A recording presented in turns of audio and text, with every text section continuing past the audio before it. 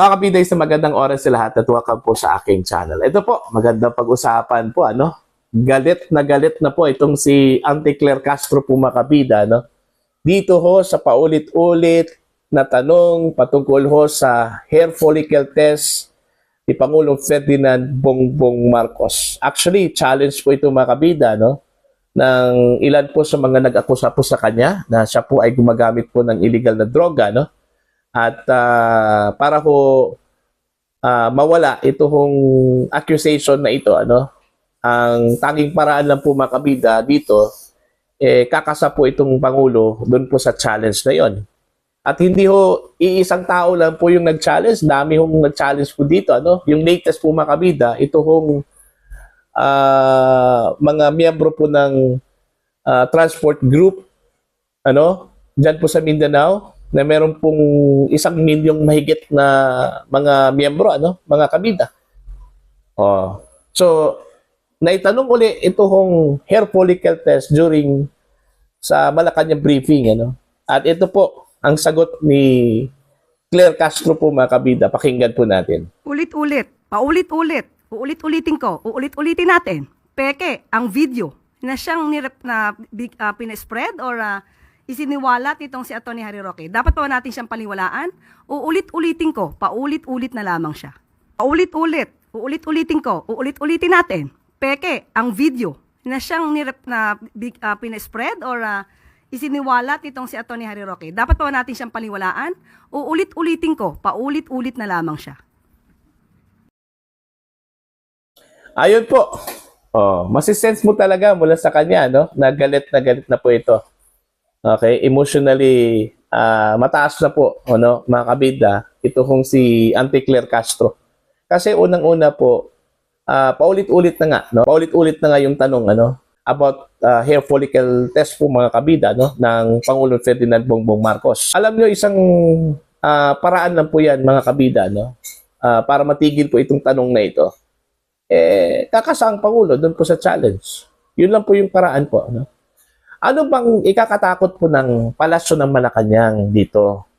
Kung sila po ay naninindigan na hindi ho totoo yung akusasyon laban ho sa Pangulo po, mga kabida, bakit ayaw ho nilang ipasubmit ang Pangulo sa hair follicle test? At pangalawa po, natural lang po yan, mga kabida, no? Kasi ho, ang Pangulo po ay isang public official at hindi ho basta-basta ang public official. Siya ang pinakamataas na opisyal po ng ating bansa. At meron pong public accountability ang Pangulo. Ano? Huwag na po nating gawing rason yung mga argumento po, makabida, kagaya na lang po ng kung sino yung nag-akusa, siya yung maglabas po ng ebidensya. Kumbaga, nasa kanya yung burden of proof. Ano? Huwag na po natin gawing rason yan. Kasi ho, applicable lang po yan sa mga judicial process. Iba ang case po ng Pangulo kasi ang Pangulo po ay public official po. Natural, mag-demand talaga yung taong bayan dun po sa kasagutan po ng Pangulo dun sa aligasyon na yon. Okay? Ang ginawa po ng Palasyo po ng Malacanang, ginagamit po nila ito hong rason na ang video daw ay fake. So, hindi ho nila i-dignify yun. Ano? Okay? Kahit po fake yung video, sasabihin po natin na fake ang video. Granting, ano? Okay? Pero aligasyon po yun eh. Hindi talaga mawawala yung aligasyon na yan kung hindi yan i-address po ng Malacanang. Lalong-lalo na po ng Pangulo po natin, mga kabida.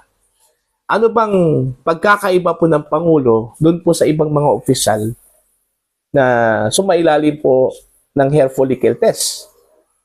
Diba? Sino yung mga opisyal na sumailalim po ng hair follicle test? Vice President Sara Duterte. Yung mga Dutertes. Okay? Puro nag-negative yun. Kung totoo po na hindi ho gumagamit ang Pangulo po, mga kabida, at kampante po sila na magne-negative yung Pangulo doon po sa hair follicle test, bakit hindi ho nila gawin yon? Ganun lang po kasimple yun. Kung ayaw ho na paulit-ulit na itatanong yan ng mga media, dyan po sa Malacanang press corps po, mga kabida, ano? Sa Malacanang press briefing, one time, big time yung gagawin po ng Pangulo. Kakasa po siya sa challenge, ano? Okay? Para ho, isang bagay lang po yan, ano? Para ho, matigil na po ito. At kung negative man po ang Pangulo, isampal po ng Pangulo doon sa mga nag-akusa po sa kanya. Yung resulta po mga kabida, no? Ganun lang po kasimple. Hindi po natin pwedeng i-complicate yan, ano? Kasi pag ayaw po ng Pangulo, pag hindi ho gagawin po ng Pangulo yan, hindi talaga mawawala yung suspetsa, yung pagdududa po mga kabida, no? Na talagang gumagamit po ang Pangulo ng illegal na droga. At paulit-ulit po yung mga tanong. Every time meron pong press briefing, itatanong talaga yan. Okay? Kaya ang solusyon lang po dyan mga kabida is magpa-hair follicle test po ang Pangulo, ano? Para matapos na po itong lahat. Okay? Period. Bakit? Natatakot ang Pangulo? Mga kabida? Natatakot ba ang Pangulo? Yun yung tanong. Tapos magagalit ito kung si Claire Castro. Kasi paulit-ulit ang tanong. Kasi hindi ho na-address nga eh. Hindi nga na-address yung tanong. Walang sagot. Di ba? Wala naman pong ibang paraan para po matigil na po ito. Wala pong ibang paraan po mga kabida para patutunayan po ng administrasyon ng Malacanang na hindi totoo po itong aligasyon. Okay? Sa pamamagitan lang po ng pagsasailalim sa hair follicle test. Okay? Hindi ho sapat yung i-deny mo lang sa media na hindi totoo yun. Walang katotohanan yun. Hindi sapat yun. Kailangan po ng konkreto na ebidensya. Yung resulta mismo sa ginawa hong hair follicle test po ng Pangulo. Ganun lang po yun kasimple. Ang problema kasi, kinocomplicate po ng Malacanang yan, mga kabida. Tapos pag itanong muli, magagalit. Diba? Natural lang po yun kasi ho, public official po ang Pangulo eh. Meron pong public accountability po, ano? Kahit na konting aligasyon lang po yan, mga kabidas. Pero aligasyon pa rin yan. Okay? Aligasyon pa rin yan. At meron pong obligasyon ang Pangulo na i-address yung aligasyon na yan, ano? Kaya nga ako, nagtataka po ako, mga kabida, no? Kung bakit ayaw po mag-submit ng Pangulo. So, yung rason po nila, ayaw po nilang i-dignify yun. Huwag mo na po nating isipin yung dignify na yan. Yung video na fake. Kasi ito hong si Vice President Sara Duterte may sinabi one time, ano, mga kabida, na may video daw na authenticated. So, ang mangyayari ho dito, ano, dalawang video.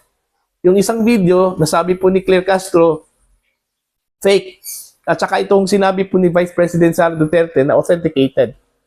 So, magbanggaan po itong dalawang video. So, paano ho natin malalaman, mga kabida, kung totoo yung aligasyon na yon doon sa video, kung hindi po natin gagawin yung procedure na yan. Isa lang po yun eh. Hair follicle, isang strand lang yan ng buhok po natin ang kukunin. At yun yung isa sa ilalim po sa test, mga kabida. Kung mag-negative ang Pangulo po doon, maganda, no? Mas mabuti po, ano? Para po isampal po niya yung result doon po sa mga nag-akusa po sa kanya. Ang problema po, kung ang resulta po niya ay opposite po mga kabida, yun yung malaking problema po doon. Diba? Hindi talaga maiiwasan yun na magdududa ang taong bayan. Kasi yung video circulated ngayon, di ba? Hindi po nawala yung video mga kabida. Circulated yung video po. Hanggang ngayon po ay circulated ang video. So hindi ho maiiwasan, magtatanong ang taong bayan, totoo ba kaya ito? Diba? So para po ma-address po ito, matigil na po ito lahat kahit na po nag-circulate ang video sa online po mga kabida. Isang hair follicle test lang po, ano? Kung mag-negative po ang Pangulo po doon, mas maganda po yon. Mabuti po yon para sa Pangulo. Para matigil na po itong issue na ito. Ito hong tanong kung ang Pangulo ba ay gumagamit ng illegal na droga mga kabida o hindi. Ganun lang po yun. Kasimple. At sana pagbigyan po ng Malacanang yan. Ano? Okay? So, yun lang po. Para po sa inyo, mga kabida, ano po ang inyong opinion at tingin ho dito sa emosyon ni Claire Castro na parang galit na po, ano? Dito ho sa paulit-ulit na tanong about hair follicle test kay Pangulo Ferdinand Bongbong Marcos. Please comment down. Sa mga hindi pa po subscribers sa akin channel, please subscribe. Just click the subscribe button, click the notification bell, click all para updated po kayo mga kabida sa aking mga uploads. Maraming salamat po sa inyong lahat.